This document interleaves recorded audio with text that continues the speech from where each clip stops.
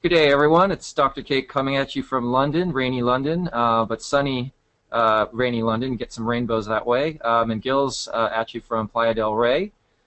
We have an interesting market environment. I just want to get right to it because we're finally seeing an increase in the slope of ascent in major averages like the NASDAQ and the S&P. And that means the window of opportunity is opening for the first time in quite a long time. If you remember 2009, it was junk stocks that led the rally. We had 2011 and 2012, which are pretty trendless. But the buy and holders in 2012 outperformed for the first time in quite some time. And then this year, the first quarter was very tepid with leading stocks breaking out then breaking down. So it was very difficult to make any progress on the long side or on the short side. And meanwhile, we're seeing the buy and holders continue to wag their noses at us as they were up on that first quarter. Meanwhile, I think most people weren't, and the market direction model wasn't either. But we're finally seeing a nice slope of ascent, and we're seeing that accompanied by a number of leading stocks that are coming around the right-hand side of their bases and breaking out to the upside.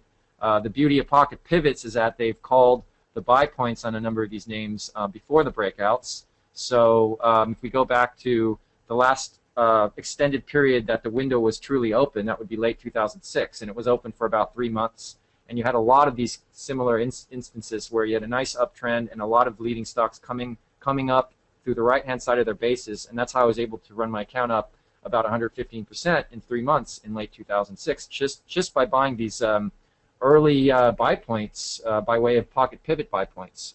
And so hopefully this trend will continue with the QE firing on all cylinders across all these major central banks. That seems to put a nice floor into the market. And it seems also that the negative news that comes in the form of weak economies, like we had weak economic reports yesterday, and the market seems to shrug these reports off. We get negative news out of Europe with another domino wobbling, and the market seems to digest that negative news very quickly, usually within a day or two, finds its floor, and then moves higher. So, the best strategy at this time is just to, if you have hopefully you have some long positions, hopefully you've taken some action on some of the reports we've sent, and just to sit tight with those positions. Same with the market direction model. It had a buy signal some weeks ago, and it's just sitting on that buy signal in profits. And it's still aware that the QE effect is present. So if we get negative news and the market comes off a few days, what might have pushed the model into a cash or sell signal in the past would probably not be enough to push it out of its buy signal. And so there's a little bit more risk that the model incurs as a result of that change. However, that it makes up for it by minimizing the number of false signals. Gil? Yeah, we're in an uptrend, and the market doesn't really seem to want to let go. I can't hear you very well. It sounds like you're coming out from a... No, I just had my microphone off. That's all. I just turned it on. Okay.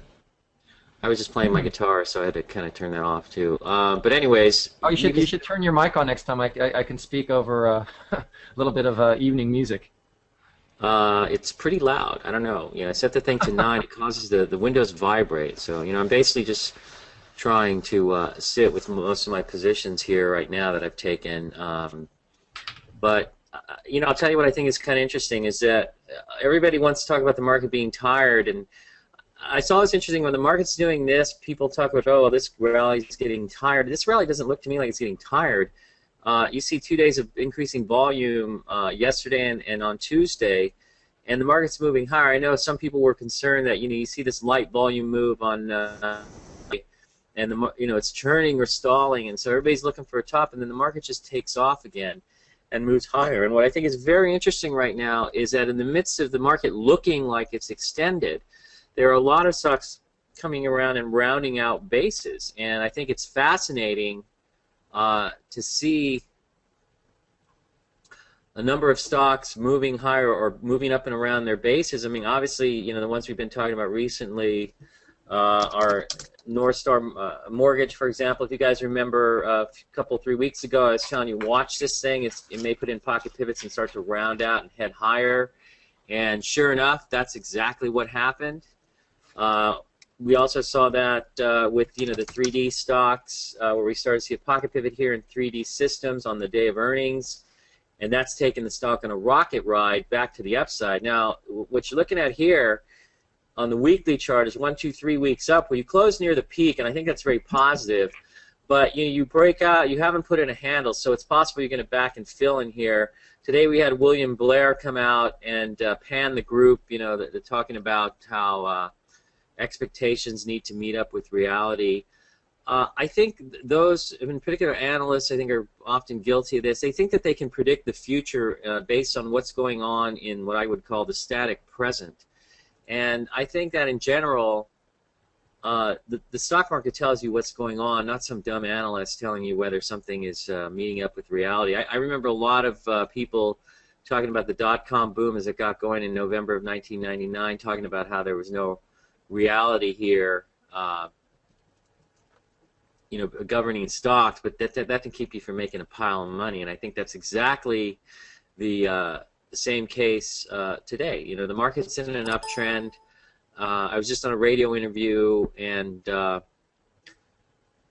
they're asking me, well, on an inflation-adjusted basis, the market hasn't gone anywhere, but that's irrelevant. I think if you're going to keep up with declining purchasing power of your dollars and stocks are going up, that's one vehicle to jump on as you try to keep up with the decline in your purchasing power. So, stock's going to go up on a nominal basis. I don't care how they're going up. If they're going up, you want to own them, I think, especially if you have dollars that seem to be getting more worthless all the time. But, you see a lot of these stocks coming up more recently. Look at Salesforce.com. You had a pocket pivot move right here. It's a bottom fisher. And look at this thing right back up to the highs. You had Goldman Sachs the other day. Here's a pocket pivot right here, even though you're 3 days of declining volume, but this volume is higher than any downside volume over the prior 10 days as it comes up through the 50-day moving average, pulls back here on light volume, tests the 50-day, and then boom, it's heading back to the highs. Now what these things look to be doing is they're going to set up sideways and head higher. So, that's what we're looking at. The market may look extended, but a lot of these stocks look like they're just starting to get going. And maybe the market does pause here, and maybe you do have a little bit of a pullback, maybe 2 or 3%, which would be normal. And this would allow some of these stocks to build handles to their cups, such as this CRM, such as DDD. NSM is a viable gap up, but maybe this needs to pull back into the 10-day, and so you need to see some of this consolidation of this straight-up movement. But these things are all over the place, and I think when you see them, I think they're actionable, and I think a lot of these, I told you to watch for this one, and that happened. There's been a number of others that have occurred. This morning I'm kind of watching. Just point out one name. I think this was interesting. Yesterday, you come up in a little cup sort of thing here, and you get above the 50-day moving average on a pocket pivot. Now, this might be a little V-shaped, but what I've noticed is that in this market, these V-shaped pocket pivots, when they're coming off a low, and you can come up with some justification on the basis of this being a shakeout below a low, so also a shakeout plus 3, this thing could turn and go back to the highs. The weekly base doesn't look so beautiful here, but notice as you're coming down, you do have 2 supporting weeks here as you're undercutting this low. So this had a very sharp move to the upside, so it's entitled as a thinner stock to kind of shake around a little bit. And here you get this bottom fishing pocket pivot. I'm willing to test some of these and see whether they work out. And in many cases, I've been rewarded. I'm watching today Silica Holdings, and I have to admit, I've messed around with it, buying a little in here and then selling it and buying it and selling it. It never really gets going. Now you're starting to see yesterday's move was a pocket pivot up through the 10-day, but this is generally a weaker pocket pivot because you're still under the 50-day. But notice today you are moving above the 50-day moving average right now as I speak, and you're going to need to clear, looks like 1.438, say 1.439 million shares on the day to establish a pocket pivot breakout through the 50-day on the top of this range. And I watched some of this stuff because, what you're looking at here, I think we've looked at this base in the past. You had some support coming off. You had the secondary, obviously, that got announced right at the peak, and the thing got slammed. You see volume picks up this week, but it closes in the upper half of the range. So you're getting some support. This is a week that the market was also weak, but it is lighter downside volume, and it sort of stops right there. Then you get this big shakeout on earnings, so that's a huge supporting week. And now this week so far it's Thursday, but we're trading more volume, and you're getting support off the lows. So well, I've already got a little bit of a position here as I'm testing this ahead of the potential pocket pivot. If it gets confirmed, I think, regardless of whether you bought and sold it in here, thinking it's going to turn on some of my comments a couple of weeks ago when we saw this week, I think you just have to come back in and buy it. And I think in this environment, these are much more rewarding, say, than trying to buy clean breakouts. Although those I think will work also, but a clean breakout generally hasn't gotten as much upside thrust as you've seen in this sort of action there. Looking at Goldman Sachs and here, that's a nice upside move. And of course, the 3D stocks, SSYS is another one. Whoops, too many S's there. And there was a pocket pivot in here. They tend to be volatile. So coming up here, I think we had another sort of pocket pivot breakout to this range. But this thing's broken out. You have a gap up move, not enough upside to be a viable gap up there, but still it's a breakout, and it's on very strong volume. This morning we had William Blair and company come out and downgrade the stocks. They were the ones talking about the reality or expectations need to catch up to reality. What is the reality of 3D printing? I think that 3D printing, we don't know what's going to happen with it and how it's going to impact industry and also the consumer going forward, because it is a disruptive technology, and it is something that is new, and how people are going to use it isn't really clear. I mean, I remember when PCs first came out. Maybe you remember this, Dr. K, but a lot of people refer to them as expensive toys. And I can tell you a real funny story. When I first showed up at O'Neill, the former president of William O'Neill and Company, and I won't mention his name, I found some of his old memos. And there was a memo that he had written in the early 90s where he said that employees will not be allowed to have personal computers at their desks because these are not useful, and blah, blah, blah. And he just went on and on about that sort of thing. They also pointed out the policy that women at O'Neill were not allowed to have business cards at one point. But in any case, just that was the sort of, and even in the early 90s, someone telling you that the PC is just a big toy, and I think the same thing may apply to 3D printers going forward. And it's a dynamic situation, so you can't predict the future, and analysts certainly can't predict the future, but the market certainly can, and it begins to discount the future by showing you positive price volume action. I think in the case of these 3D printers, 3D systems and SSYS, these could be starting moves. Are they late-stage bases? I don't really think so.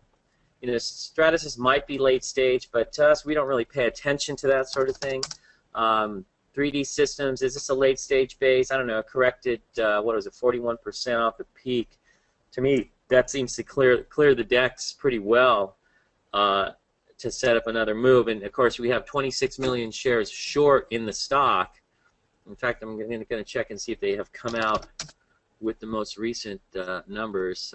No, April 30th shows 6.6 days of short interest at 4.6 million shares. Dr. K, what is that? 6.6 times 4.624 million shares? 6.6 times how much? 4.624. What is it, like 26 point? It's about 30, a little over 30.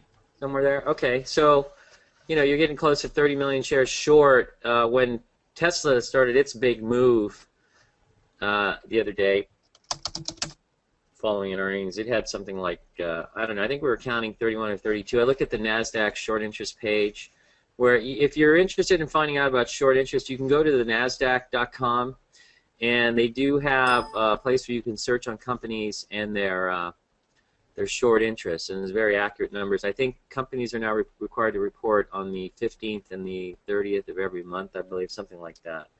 But that's what 3D is showing right now. Heavily shorted stock, kind of like SodaStream has been heavily shorted, and it continues to go higher. That's just an example I'm showing you of some stocks that have been major short squeezes, and I think that unless you see 3D die here, and I think this pullback just sets up a buying opportunity. Maybe you come back and test the 10-day, but my guess is this is strong enough that it may not. And hopefully, if you establish a low in here, that's your reference point on the pullback. Somebody asked a good question. I think, why buy a stock like Silica Holdings when the earnings growth has declined? I'm going to make a statement about what I think about earnings growth. When you're looking backwards, everybody sees it. And I think knowing the institutional world, a lot of the situations they look at are looking forward. Why is a stock like Splunk, which is losing money, at or near new highs? Okay, why is a stock like Workday, which is losing money, at or near new highs? Okay, if you look at Silica and you look at the forward earnings, you're going to see earnings growth accelerate again over the next 3-4 quarters, going I think 11, 20-something, and then 33, and then up to 40%. And as I pointed out at the beginning of this webinar, for those of you who are paying attention, I've told you that a lot of these leading stocks that have acted well previously and then corrected are rounding out bases. And so this qualifies as rounding out bases. These guys are still going to make $1.70 something in is it 2013 or 2014? I forget. But whatever's going on here is there's a forward story. And I know those of you who've been in the chat room with me, we've worked it back and forth and waiting for the signal in Silica Systems to occur, and I think you may be seeing it today. And so I've got a volume alert on it today. I'd say you all should be watching for that. So I think in this market you've got to be thinking outside the box a little bit. So people who want to sit there and say, "Whoa, why consider a stock when it has EPS and sales acceleration?" You sound like you just came out of an O'Neill webinar or seminar rather, where they're giving you these rules that I don't think apply in every situation. And of course, I know from having worked there, are not always applied in every single market environment. A case in point would be Lockheed Martin Systems, which I bought in September of 2011, right after 9/11, and made a lot of money, even though the earnings growth wasn't there. And I think in this day and age, I think they're the stocks that have the great earnings growth, and they run up like Regeneron, but those are far and few between. And I think that market participants, in order to gain an advantage, have to look a little further out. And I think you need to be able to think about things in a manner that takes the available data and looks at the potential for a company in terms of forward earnings growth, and also understanding its niche within the overall economy to come up with with some ideas based on how stocks act and what you're seeing as a general theme in the market. So again, I see this occurring here, and I told you guys a couple of weeks ago, watch this thing rounding out the lows here. Even Auckland was trying to round out the lows as well, and you're just seeing this action in a broad way, and I can pick this up, in my screens, and so when I start to see that, I start to look at other names in a similar vein, because that's what's going on. And so you have to adapt a little bit to the environment. Dr. K claims that he has adapted the model to the environment, and so far I can't really argue with whether he has or hasn't. The fact is it's working like a charm right now. So, and it hasn't done this for a while, and maybe you're in an environment where you have the opportunity to make some money. Let's see. It's not a whole lot different from 2009 when the model switched. Something when its algorithm, just simply because QE was on the table and it never been before, and that's how the model is able to outdo virtually all of its competition 2009, 2010, because it was aware of the QE factor, so it adjusted its timing accordingly, and it has continued to keep that change in its algorithm all the way till up until recently, where it got tweaked once more because of these corrections that didn't really go anywhere, and it would result in the model being pushed into a cash or sell signal, and then that would be the low for the market. So the model, obviously, it's not a black box. It learns when there is any material change in the markets that take place. A material change being something that that will be with the markets for not just a few months, but potentially for several months to a number of years. And the model rarely ever changes anything involving its algorithm, but obviously this is a very unusual situation we're in. Another situation was in the late 90s when companies with no earnings became part of the leading stock algorithm. In other words, companies could have great sales but no earnings, and yet they would still be considered the leading stocks. I used to have this debate with Bill because he would say, you don't want to, you're still increasing your risk, you don't want to get involved in stocks with no earnings, blah, blah, blah. And Ultimately, we decided to respectfully disagree with each other. And to this day, I still find stocks every now and then that have no earnings but strong sales, and they should be part of the leading group list. Yeah, and I say we probably still to this day you still have respectfully disagree because you use pocket pivots and they don't acknowledge them. Bible gap ups, they claim when leading stocks have Bible gap or have gap up moves, you can buy them, but they don't define exactly how you buy a Bible gap up. I think we went over that last week. So I guess that sort of respectful disagreement goes on. But I was hearing Dr. Kidd, the IBD people are bad mouthing us at the Money Show. So I don't know who's showing who respect, but whatever. But we can live without it. Well, just because Bill disrespectfully respectfully disagrees doesn't mean that they're going to be respectful about it. No, so I would say they're pretty much a bunch of pinheads over there. But anyways, yeah, I'm ranting. Well, comes down to performance, anyways, and it's been a tough environment, and they're obviously they've taken their licks as well, and maybe that's that frustration going on over there is born from I don't know, maybe a little bit of spite or jealousy.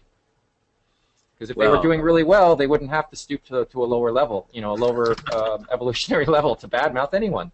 Right, exactly. But we know how things are over there. Anyways, and we're not there anymore, so we don't have to worry about it. But in any case, I find it surprising that they have refused almost foolishly and stubbornly to acknowledge pocket pivots or to give us any credit for our work. But whatever, we don't need it really.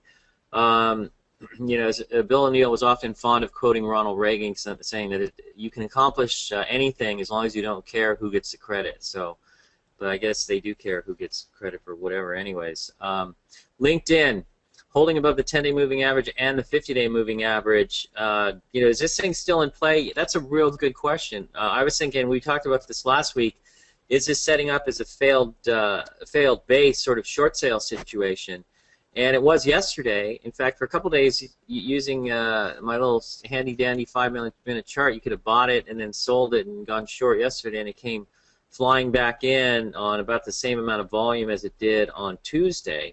Now you're holding above the 50-day moving average, and you're holding this base. So I was looking at the weekly chart, and what I'm noticing is you come down hard one week, and if you think about it, this pattern really wasn't that good of a base because you come down for 2 weeks, really, and you go up to new highs in 1 week, and you on less volume, see that on there, so and you really haven't formed a base. You got to pull back and test on heavier volume. So it's already telling you on the weekly chart that it wasn't quite ready. And I think what happened is you had a situation where earnings came out and they guided down on sales, and people hit the stock, and it was probably primed to be hit, but now it's trying to hold up. This could end up building a new base. I'm not going to say that it's a short necessarily. We talked about last week how it could develop into a short by undercutting this low. But what do we find out? In real time, the market shows us that didn't happen. That's not what happened. And we look at the weekly chart. Remember, we got a whole other week of information from the market now to evaluate this on. And it's possible it could be setting up again. So, I don't get rigid about my views. If I'm seeing something last week that looks negative, like it could break, then I'm going to look at it that way until further evidence shows up. But over the last several days, you have seen some positive evidence. It looks like you've got some overhead, though, from the gap, and that may persist.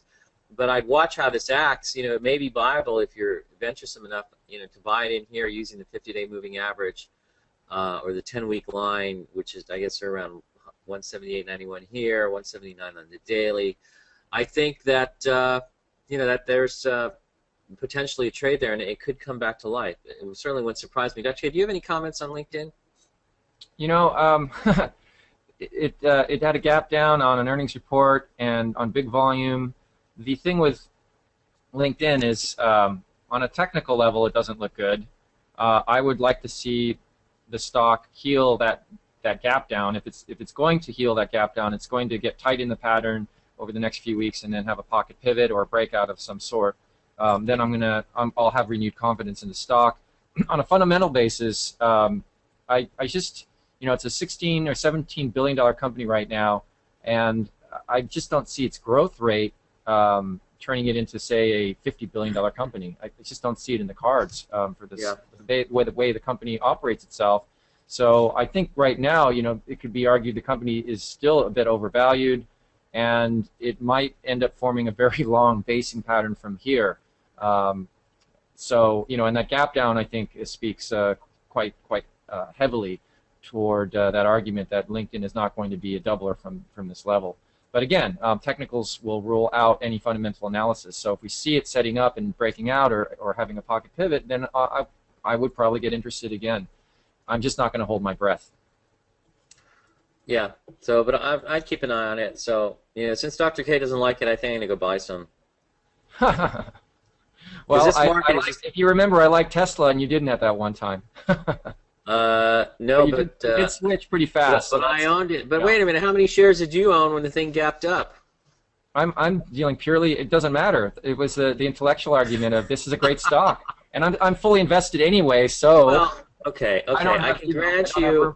It's a good stock, though. And okay, I can grant you that you understood the story. You understood the story much better than I did at the time. But I think when the price volume action was starting to show it moving, those of you in the chat room know around $45. We were talking about it then, and you sort of just see the price volume action and the huge short interest in it start to build up. So that a person can change on a dime, because that's been required by the market will require that of investors. Yeah. At major turning points, and we've all seen those major turning points and made a big difference in terms of performance. Right. So, anyways, all right. Well, it's fun to mix it up with you as always, and I'm sure everybody else enjoys it. VRX, you had the pocket pivot off the 50-day moving average, which we alerted everyone to. You move up. You're breaking out. The volume isn't real heavy, but in this market, I wouldn't really worry about it. You got a little bit of a pullback. Volume is pretty light. It's maybe viable right at this range. I would like to see some volume come in and push it higher, but the group continues to act fine, and I think I would just hang out with it. So OCN, this you have the just to move up, and I think there's a pocket pivot right here. No, where was it? Right here, actually, coming up through the 50-day moving average, and you saw, these all happening at the same time. So it's straight up. So you can't buy it. It's probably going to have to pull back at some point in here. But this is another situation where stock comes off the lows and turns. And I like somebody. And I guess I'm a little testy today, but it's almost like they're not paying any attention to what I'm saying, because they're asking, well, in a stock like SLCA, isn't there overhead in the pattern? Well, yeah, of course there's overhead in the pattern. There was overhead in this pattern when this thing started here. There was overhead in this pattern when it started here. Okay, there was overhead in this pattern when it started out here. But that's what overhead is for. It's something that works through. It doesn't scare me away from a stock if I'm seeing strong technical buy signals in it that tell me I need to move in, and as I've already pointed out twice before in this webinar, when I also see a sort of a theme in the market of resurrected leaders that are rounding out bases and coming out, and they all seem to be doing this together. So I'm finding out, that's the theme that's working. And so I'm actually, if you look at some of these, you get breakouts and you don't get a lot of upside progress from the breakout. Here's a breakout, and it's not really going crazy. Here's 3D had a breakout, but it's not going crazy from there. But it certainly did go crazy from the pocket pivot. If we look at NSM, it's moving higher, and it's a little bit higher, but it's going to slow down in here. But where did it have the biggest move up? From the pocket pivot at the 50-day. Boom. So there's your overhead supply. It's like throw away your technical analysis 101 book, or some silly rules you learned in a webinar or seminar somewhere, and try to understand. And I've been talking about this for the last 2 weeks. Try to understand what is going on in the market and how you can adapt to it. Okay, and pay attention to what I'm saying. Jesus. Anyways, AVG. Someone in the chat room has been buying this one. I think that they've been running it up, but AVG. I actually use their antivirus software, AVG free, on all my machines. I think Dr. K, was it you, Dr. K, turned me on it? No, I think it was another guy, actually, a fellow by the name of Spencer Cam, who works over at Citigroup. But they have a free product. I think they make some good stuff, and the stock is a thinny, trades 500,000 shares a day, and it's a teenager, but it's been acting pretty well, and it looks okay. But there, no buy points that I can see anywhere around here. So I think maybe you had a pocket pivot right here, and that was about it. But after that, you're extended. But I like the interesting name, but thinner name.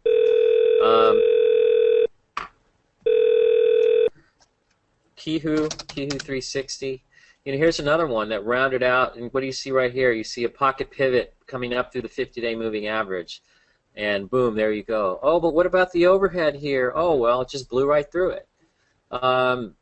So boom, there it is, and that's what you're seeing in this market.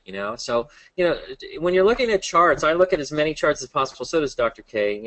As I've said before, charts to us are like pornography to anybody else.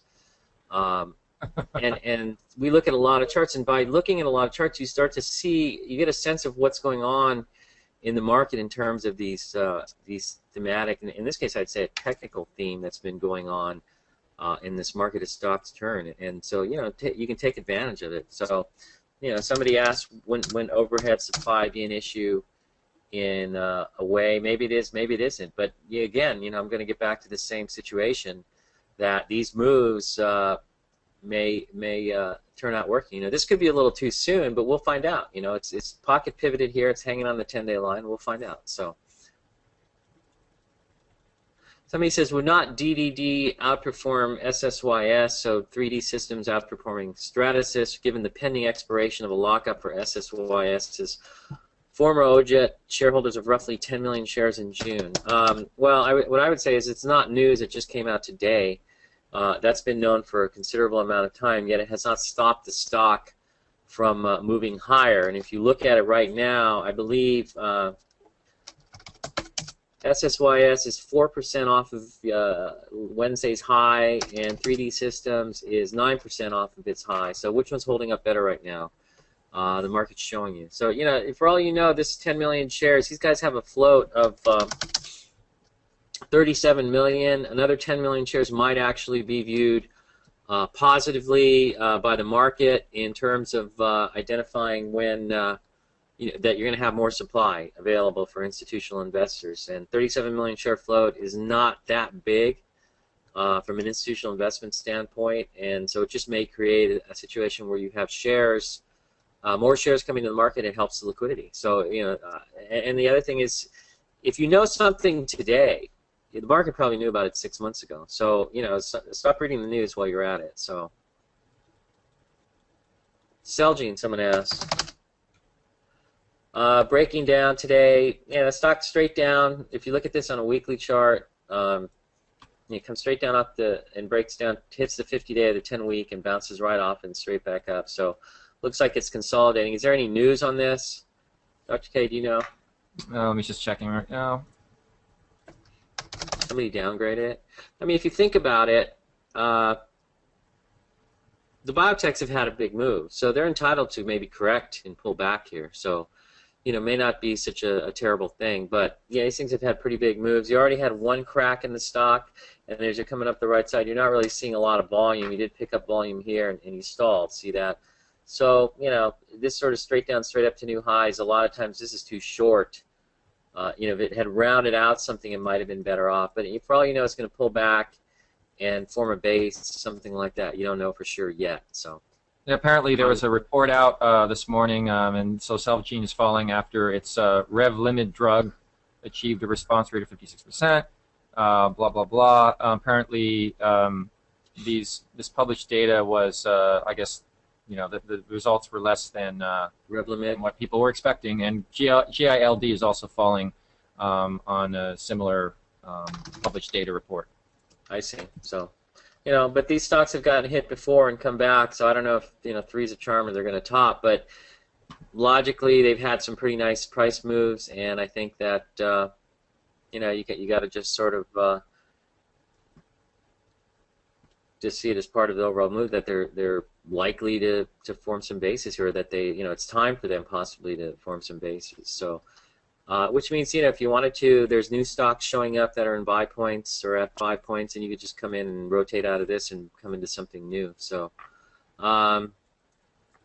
somebody asked, what volume does Silica need today? It would need, I think it's 1.439 million shares. You hit that, and you're just over. So that would cut it for me. What is currently your favorite sector? 3D biotech, RE, etc. I guess I own the most. What I own the most of is 3D stocks right now, and Tesla. We're watching Tesla here trade around.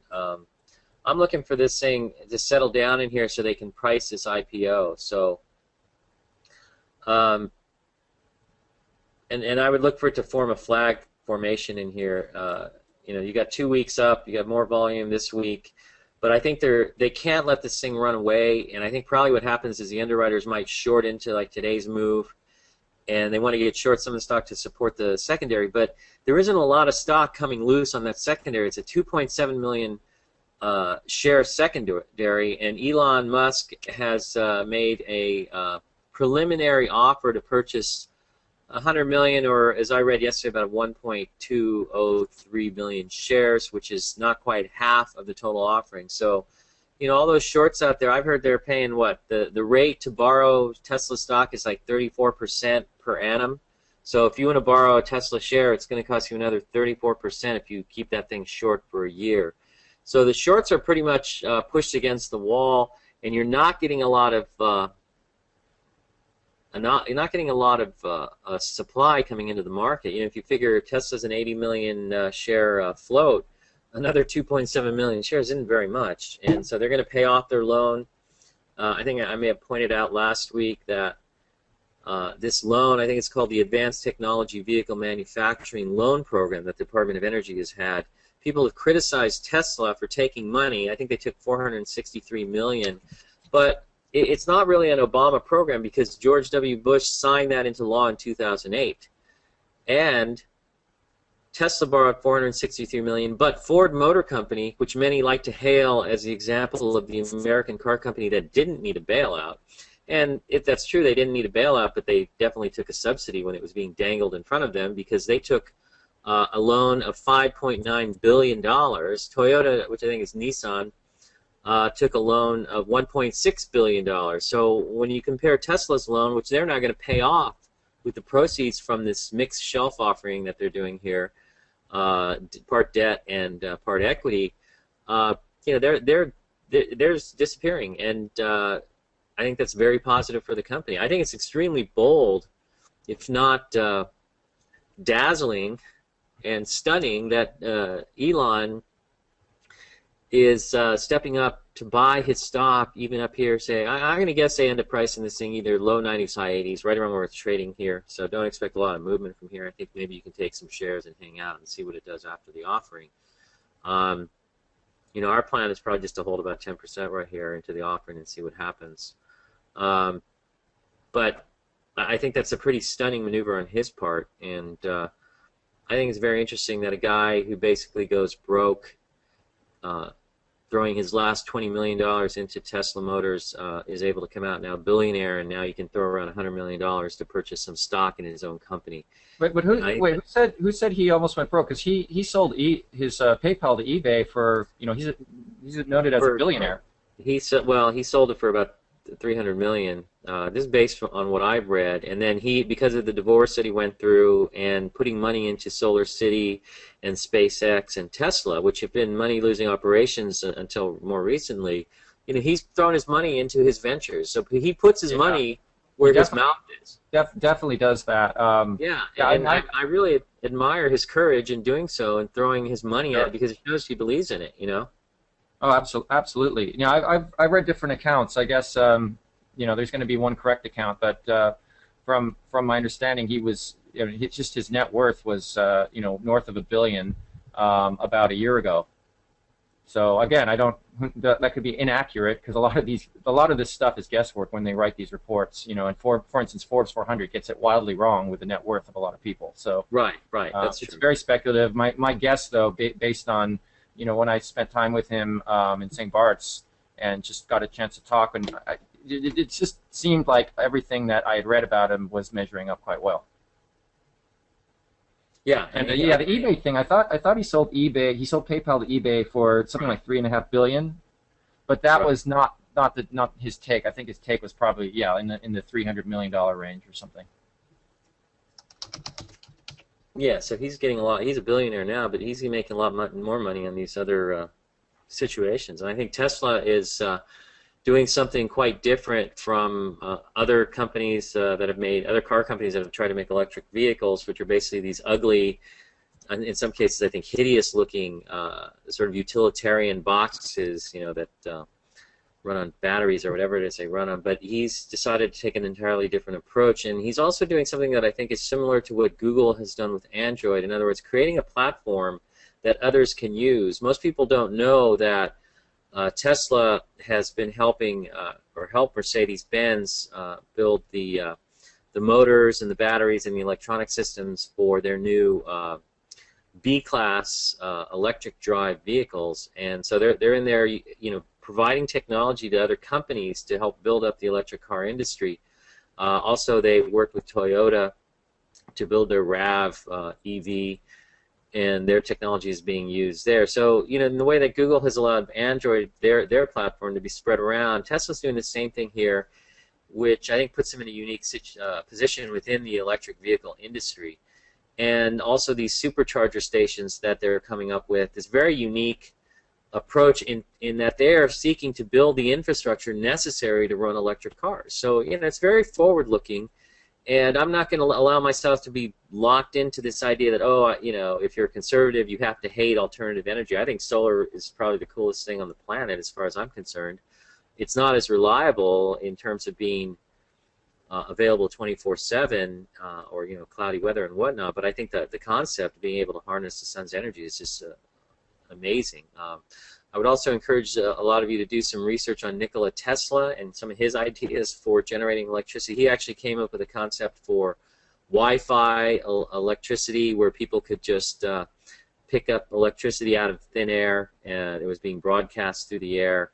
And the only problem with that is the electric companies and the like is it would have been free in that case, so they can charge for it. But interesting that Elon picks the name Tesla Motors for his company, no relation to Nikola Tesla, or Tesla, I guess, as some people refer to it, like there's a Z in there. I guess maybe that is how you would pronounce it. But in any case, I think what he's doing is very interesting. So I think you got to keep an eye on this stock, and certainly wouldn't be shorting it.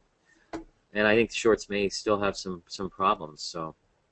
Let's see, we're going to run through some more names here. DPZ, Domino's Pizza, breakdown. I don't know. Why is this a breakdown? And, after a big run, that's not really a breakdown. You're not using the 10-day moving average as your guide, your selling guide here. So you have to pardon my phone here. I'm just going to let it run out until the answer machine picks it up. So I wouldn't really call that a breakdown. It's entitled, it runs from 50 up to 58, so about a 15% run. It's entitled to a pullback, and you are not using the 10-day moving average as your stop on the stock, okay? Someone says, thanks for the explanation regarding silica. I understand now. Okay.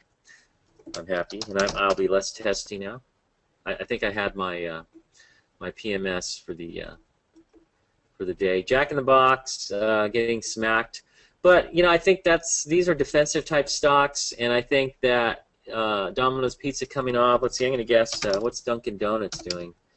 Dunkin' Donuts holding up pretty well, so I guess that's the donut stock to own. Krispy Kreme, for all you know, this one will come back too. But what are the other ones? Mickey D's, let's see, hanging in there okay. So, I don't know, some stocks coming off. Jack, they don't have any gluten-free items on their menu, so I really don't play there. Can you recommend on Fleet and SNTS, or comment rather on Fleet? I mean, Fleet, you had the Bible gap up here, so it's backing and filling. Tried to go higher. It looked like it was going to go, but you're basically holding this 80s level, and it looks okay. May just need a little more time, but now you're 1, 2, 3, 4, 5, 6, 7, 8, 9 days. So in this case, you don't want to give it too much porosity, I believe, as Dr. K would say.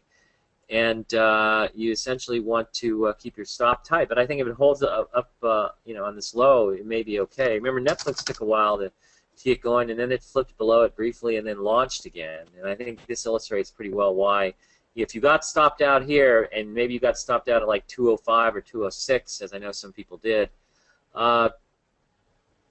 then it issues a pocket pivot. You can come right back in and buy. And this illustrates very well, I think, the concept that when you see a stock that and it stops you out for whatever reason, you sell it, and it turns around and shows a new power to the upside or strength to the upside on a technical buy, so you come back and buy it, even if it's 10 points higher than where you sold it. And I know a lot of people have a real big problem with that, and that's probably why you'll never make big money, because some of the best stocks, before they start their moves, will do their darndest to shake you out. And I think that you'll see that frequently in a lot of situations like that. So I mean, I would say, look at something like Regeneron. I was pretty down on that stock because we had bought into it somewhere in here, and it was starting to move, and it looked great, and then it just kind of broke down. But here was your new buy point, and let's say if you got shaken out of the stock somewhere in here, on a 50-day moving average violation, and you sold, say, at 167 or something like that, and then it turns around and you have a new buy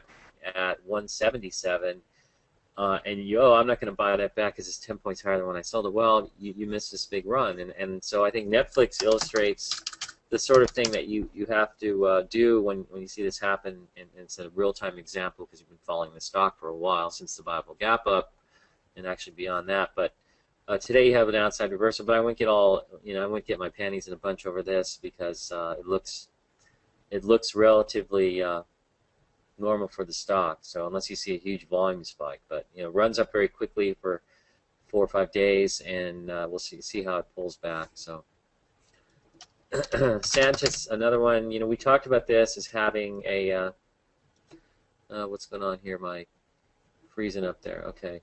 We talked about this as being a pocket pivot. Dr. K, do we call this a pocket pivot? Yeah, we did. That should be. Okay, and so that what happened here is you had a Bible gap up, and now the stock's just doing what it wanted to do before the secondary came out, because they announced a secondary in here. Oh wait, hold on a second. Wait, at the time I remember we were talking about this. No, it didn't. It's just it's a tough call because it closed at the top end of its range.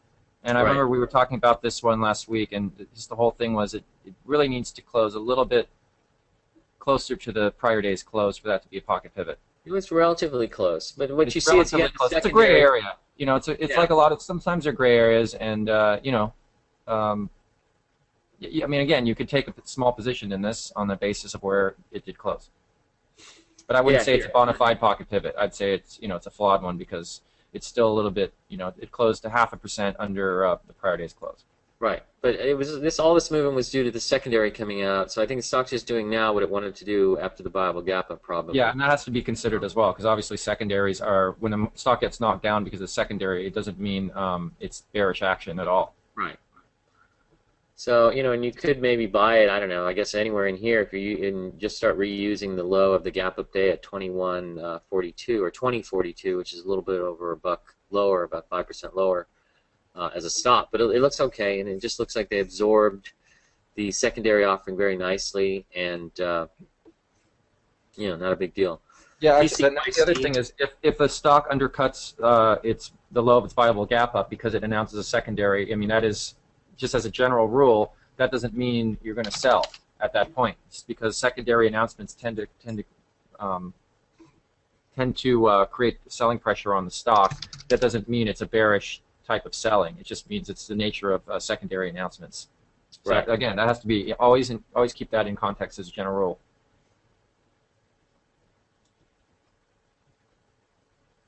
Let's see here. I'm noticing for those of you who are on, I should have one other position up here. I was talking about this one yesterday, Proto Labs on the pullback. It's right on top of the base here. Somebody was asking me, are you concerned about the heavier downside volume? I don't view this as really downside volume here. It got support at the 50-day on earnings and closed above the 50-day and the 10-day moving average on heavy volume, and it closed in the, I'm going to say, the upper third or roughly around there in its range. And so I consider this more supporting volume. And since then, you haven't seen any heavy volume until recently. PRLB, being a thinner stock, I think got knocked down along with the rest of the 3D stocks by X1 company, which, we talked about this a couple weeks ago. It had a little pocket pivot in here, but it's a crazy stock to play, and it's holding the 10-day line, so it seems to be okay. This is actually a pretty good story longer term, but they're not really cutting it in terms of earnings growth right now, and so maybe it needs to build a base for a while, but I think this whole group looks good. But Proto Labs, I think, viable on this pullback. Position size accordingly because it is a thinner stock and it is a little bit squirrely.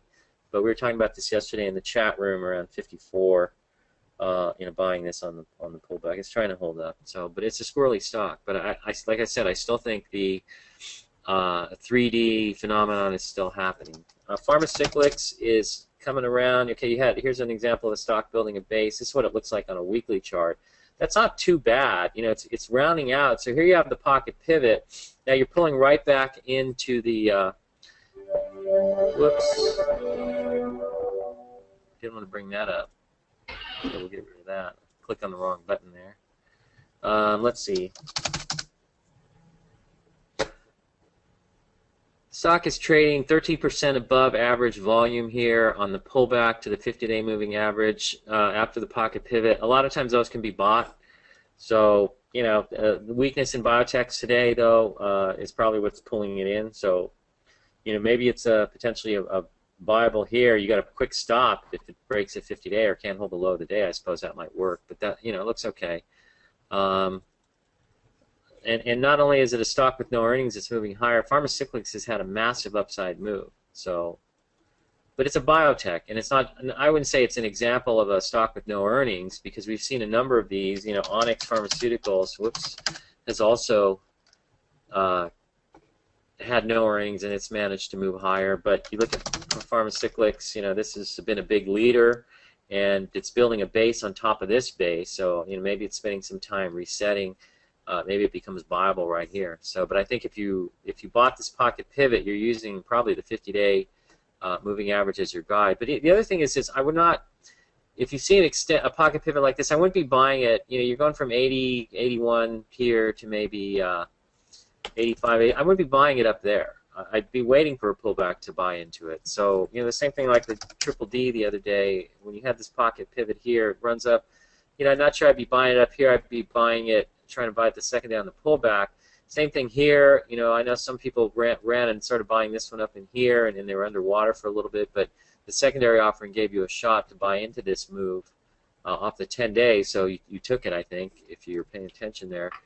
But I think in most cases you don't, with PCYC, you don't want to be sticking your neck out too far buying into the abject strength because you could back and fill a little bit. But the buy signal at the 50-day, I think, is still valid, and if it holds, then this could turn out to be a viable pullback. Somebody says, I wonder how Juan is doing in this environment. I don't care. They might be doing okay. There's some smart guys there. I know Charles Harris is pretty good because Charles will he'll buy into these stocks. I know when we were there, remember Bill used to call him 2-Point Charlie? Chris? Oh, yeah. 2-Point Yeah, Charlie. because Charles would buy stocks off their lows, and then they'd run up 2 points, and I guess he'd buy a big position, then he'd dump them. And he'd do this over and over again, and he'd be making money. I know that in 2009, he was up 100%, and most of the time he was using the shakeout +3 pattern, and he did did pretty well. So there's some smart guys there. So, but maybe some of the newbies who operate strictly according to the rules, whatever those are, that they learn in a seminar or something. I guess maybe they're having a little more difficult time. It's not an easy environment, no matter how you slice it. So, but there are some smart guys there, and I wouldn't be surprised if some of them are doing okay. Somebody says Maverick here. Gil called Tesla at 44. Thank you, Maverick. It doesn't matter if you're right. It matters how much money you make when you're right. It's precisely. Dr. K, EXP. Whoops. EXP had a high volume breakout in pocket pivot yesterday, so why no pocket pivot report sent out for it? Why, Dr. K? I was wondering about that. Yeah. Okay, let's see. It had an earnings report, standard breakout on the earnings report, and essentially, it looks to me like it's rounded out its base. It did. It had a little bit of trouble in there, but relative to the markets, it looks okay. I mean, this is again, you don't need our blessing to buy into some of these names. If you see something that's actionable, we are picking what we believe are the best possible names in this environment. EXP has a relative strength of 94. That's perfectly fine. However, you can always find in a good environment where the window's opening stocks that have high relative strength, so you're going to get more upside for your money. And as the window opens, I would say stay more and more concentrated in the names that are going to be at 95 plus. And essentially in and open window opportunities, and this is certainly true in the 90s, but this was also true, say, in late 2006. I was fully invested, typically between 13 to 16 stocks over 3 months, and the average over the strength of those stocks typically was 97, 98, 99. But again, that's a more aggressive way of playing it, and certainly a slower. This is, relatively speaking, it's a slower name. It's perfectly actionable. Yeah, and I guess we could have put out an alert on it. The one thing is it's kind of creeping higher like this, and so it's almost more of a continuation pocket pivot, but it is a breakout, I guess, from a cup base with no handle. But I would think maybe it pulls in, but it looks okay. I mean, this could be similar. I noticed the lumber liquidator is still acting well. I even noticed Sherwin-Williams, paint company, had a pocket pivot a few days ago, and we didn't mention that one either. So, but it's a paint company. It's been on a nice run. Let's see here. SBGI. No, I think we can put it out as a report, but with the caveat that what I just said. Yeah. So we got about another 5 minutes here. I'm going to try and run through the question. SBGI looked like it was going to go. You had a sort of a pocket pivot move here, but it's kind of flaking out. So maybe it needs to pull back in and form a larger base. But if I buy a stock, and we talked about this last week, if it's tight and it's starting to break out and it can't hold, I just sell it. I don't mess around with it. So Acadia Pharmaceuticals, these guys, this to me looks like it wants to go higher. Because what you had here, you had a move up, a little premature. You had a Bible gap up 156 days. On the 7th day, its stock moves up. It runs into some resistance at the peak, and then they announced a secondary. Probably somebody knew they were going to announce a secondary, and it undercuts. And I thought this was viable here on the undercut. Here's a shakeout plus 50 cents, I guess you could use in this case. But notice how the stock is forming a little handle. It's a nice tight flag. I think this stock probably wants to go higher. So I like it. Looks okay to me. FLT, I think we talked about this already. Needs to hold this low. It's holding the 80 level. You're undercutting this low. Maybe that's what it needs. So it's obvious that you drew some sellers into here, and the stock has been on a nice move for a while. So, second gap up in the pattern, maybe it's a little too obvious. Maybe it needs to base for a while. So I think at this point you're just watching the pattern here, which you got some tight closes so far. We haven't finished this week, but it's acting okay. It's not really that bad. Chords, you notice here's a situation. I think we talked about this at one time. Rounding out the base, and here it comes up the right side. Earnings, I think, at the end of the month or in early June.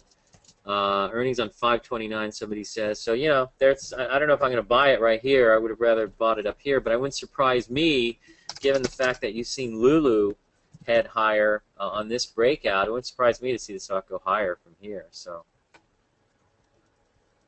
Jazz is another one. People love Jazz. It's a little too volatile for me, so I don't like this gap up in the pattern. Runs up, fills the gap. It doesn't really thrill me.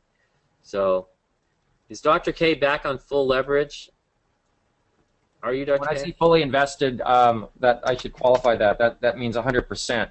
And if I'm fully margined, that means I've used every dollar. But right now I'm fully invested, so that's 100%. Yeah, I've been like 400% in on an intraday basis, and all the way 200% in some cases. So, but then I do back down to cash if I feel like things have gotten extended. So not really a big. And that 100% has been, I've just been sitting pretty much fully invested for the last. I mean, these are overnight positions. I'm not necessarily, I'm not trading them. I'm sitting in the positions. So, and that's been true for the last few weeks. Yeah, I've got this one on my list. Kind of interesting little Israeli company, Perion Networks, and I think, looks okay to me. But it's a thin stock, trades 500,000 shares. It's a $14, $15 stock, but it looks okay. But there's no buy points in here. I guess you'd call this would that be a buyable gap up, Dr. K, right here? Yeah, I'm just looking at it. That would be, yeah, that would be. And yeah, so you could view it that way. No, so it's not. I mean, again, it's just if the market window continues to stay open, then more and more of these thin names come into play. But right now, I mean, the market cap on this is 186 million, so it's not even small cap. This is a micro cap, nano cap. Right. Cree got downgraded the other day. I just see the stock as could pull back in here. I think it's a good secular growth story. And I think that looks okay. so far. You know, remember, this is kind of a short base, so maybe it needs to back and fill a little bit, and it could pull back some more, but it's just kind of hanging out right now. What's your take on Shutterfly? Somebody asked. Oh, I don't know. I know that my daughter's soccer team, they were using it so all the parents could post photos, and I guess that was really cool. But I guess you have a big breakout after this reversal here. They're losing money, so I don't know. Too much risk. I don't really care. Yeah, I don't really care for it. Average daily volume is what? It's not hitting new highs. I mean, it's I don't know. Yeah, it seems a little iffy to me. Pattern. So. And the fundamentals just certainly aren't there for the stock. So I mean, there's better out there. Here's a question for you, Dr. K. Is it ever the case that the type of breakout, Bible gap up versus pocket pivot versus cup and handle, or market conditions have any bearing on position sizing, as in full position at the outset versus partials with subsequent adds? My initial answer to that would be that that's more a function. You know, if I see something breaking out, I'll go all in. And Dr. K might come in a little bit slower. So that's more a function of one's risk tolerance. Dr. K? Yeah, I mean, there's nothing more to be said. It's purely a trading style. And so everyone has to figure out what works for them. Yeah, and so, you know. But again, everybody wants some sort of hard rules to operate in on all the time, and I think that's not really what investing is about. Doesn't DNKN look like a pocket pivot yesterday?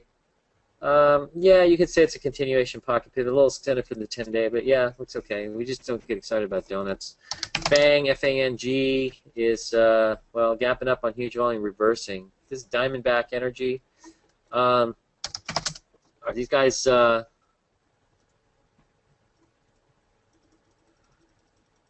oil and gas expert, are they frackers?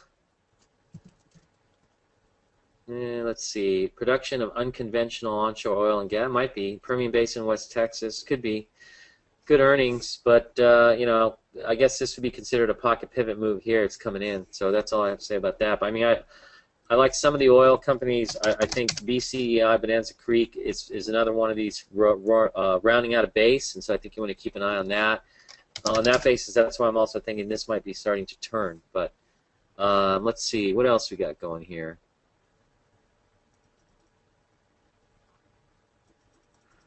TUMI, we talked about this, but Dr. K, you haven't liked this stock. Toomey Holdings, look at that chart. Oh yeah, I guess you had a pocket pivot in here or somewhere, or right here, but it's never proven itself, and so you know. Yeah. And then the earnings last quarter was negative. Yeah, it's just nothing to particularly get excited about. Yeah. ALXM looks similar. Yeah, doing the same thing, but the biotechs are weak right now, so I think you got to be a little bit cautious. Because they've had a big run and they might want to correct further here. So, like I said, I'm more inclined to move otherwise in other areas. Someone asked, are the moving average lines in your charts 50, 210, simple, or exponential? I've got a 50 simple, 200-day simple, 10-day simple, and a 20-day exponential. So, not that it's a big deal. FB, Facebook sucks. Probably a short now. It's breaking the 50-day moving average, violating it, in fact. And so you wouldn't want to be, I know, some people try to play it off the 50-day. I have tried to play it off the 50-day, but it's not happening. And it's breaking down. You know, their phone basically got dumped. But, you know, didn't we know that was going to come? Like, who's going to run out to buy a Facebook phone? Ooh, exciting. I mean, even you, Dr. K, you didn't buy a Facebook phone, did you? It just shows that they're maybe not completely in touch with the markets. You know, they don't have that insight that Steve Jobs had, and it does make me wonder, you know, how fast they can grow their company. The market value is so high that they might be stagnating for the next 3 years if they don't find some kind of revenue application that's going to really seed their company and increase revenue flow. So I'm starting to wonder, you know, there's a lot of smart guys there, but it's an incredibly competitive playing field, and they have to be able to measure up to the expectations, you know, at $44 billion market cap, and I think that's their biggest challenge, is being able to measure up. What they've got right now, in terms of social networking sites, is the King Daddy social networking site. They keep improving it. I mean, it saves a lot of people a lot of time, including myself, in terms of, you know, what I do. So it's immensely valuable. A lot of people use it like oxygen now, like they would use their cell phone. But that said, that is what they've got is great, but it's not going to be bringing in massive amounts of revenue. And so, for the company to live up to analyst expectations, they really need to find something out there that's where they can really start to dictate or steal market share. And so far, I don't see any signs of that. And this phone debacle that they put out is a sign that maybe they don't have their act together. I think they seem to be relatively clueless, actually. So, but Well, my one thing they do well is a social networking site, and that keeps getting improved, and they are on the ball with that. But when it comes to the other matters, other aspects, I don't see it. I don't see it happening. I see the Google guys just being a lot smarter in general, every step of the way. Yeah, and they are a lot smarter. Of course, they all went to Stanford, so. I think we're going to close this out with just a discourse on this chart. A lot of people ask me about it. I know some of you on the chat room are big users of this, but there are a lot of aspects to it. And again, this isn't some sort of magic chart that makes it easy to trade or create profits out of thin air over and over again. I think that anything like this, you kind of get a feel for it and you use it contextually. And it's a very basic, it's a very simple concept. I got a 6-period exponential, orange and a blue, 20-period exponential. We do the same thing with the MACD over here, and I show all the pretty lines, down here. And a few things, like for example, I found it useful to trade Tesla intraday because you see it up here early this morning, and then right up the opening, it issued a sell signal, and this is pretty well confirmed. So you could have bagged profits on that. And then notice how you're coming down now. You start to turn, and one thing we've talked about in the chat room, you see how these MACD lines, this histogram, you reach an extreme level here, and that might be an area to come back into the stock. Then you get a buy signal here and another sell signal. So this isn't so useful here as this was. It tends to be more useful earlier in the day. But you got to watch this thing and watch how different stocks react to it. And I know some of you guys have gotten pretty good at playing around with the UVXY, and you notice that just hit a buy signal here. But notice also you could have bought it here on this extreme MACD breakdown, and it's undercutting this low here. So, contextually that might have set up a spot to buy the stock there. So, looks this actually looks like it might be trying to turn, but I don't know. You're in a market uptrend. I think you could get a little trade out of this, but not much until you start getting into a real bear market. Let's see, what else? I mean, it's just pretty basic. Yes, it's pretty simple, and you try to understand how it works contextually with whatever it is you're choosing to trade using it. And like I said, it's not magic, but it can help you guide certain, if you're trading things that are active or volatile, or you're trying to short. Yesterday LinkedIn was rocking all day long, and then as soon as it broke, boom, it becomes shortable there, and the thing breaks down. So looks like it's still kind of flopping around. But in any case, I've gone over this many times. It's really not that complicated, and there's really no magic method. So I use 6-period exponential and a 20-period simple. I mean, you could use 2 exponentials or 2 simples. I don't think it's that much different, but I wouldn't get hung up on exactly what I'm using because I think you can create slight variations of your own, and then try to get a feel for how they act and when you're trading individual stocks, and that's really how it works. So, anyways, that's all I have to offer today. And Dr. K, you got anything? Any final words of wisdom? I think let's just keep our positions and watch for always control risk. But I think the window is starting to finally open. So let's hope this rally does continue. Yeah, and some of these stocks, like we're talking about the 3D, they might need to back and fill a little bit in here. I think you use weakness to pick them up or add to your positions. And Stratus is doing okay. Looking at Proto Labs is another 3D stock. Maybe this is a viable situation. Down here, talking about the silica possibly turning. This is the home away. Maybe not ready. If you look at NSM, for example, it had some movements like that right away that look like pocket pivots, but couldn't really hold up, and it wasn't until I had a little more time. So it's possible that something like this might need more time, but we'll see by the end of the day. In any case, that's all we've got, and I hope you guys found this useful to some extent, regardless, in spite of my crankiness. But when something bugs me, I just have to get out of my system. I find that's the healthiest way to operate. In any case, so just like a bad stock's not working for you, toss it because there are other ones you can buy. Anyways, you guys, good luck. We'll catch you next time. Take care. So long, everyone. The organizer